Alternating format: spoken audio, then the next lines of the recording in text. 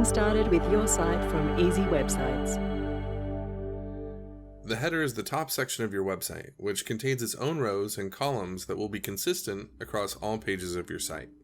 This is a great place to add a logo, business name, or social media icons. To make a sticky header, move your mouse over the header section and click to open the header menu. Then click Set as Sticky Header. It's important to note that your header, while it appears on all pages, will look different on different device views, so be sure to check your header on tablet and mobile. The customization options will be different on these devices depending on the navigation style you chose in the Global Design section. Over to you. This video is always here, so come back and watch it again if you get stuck.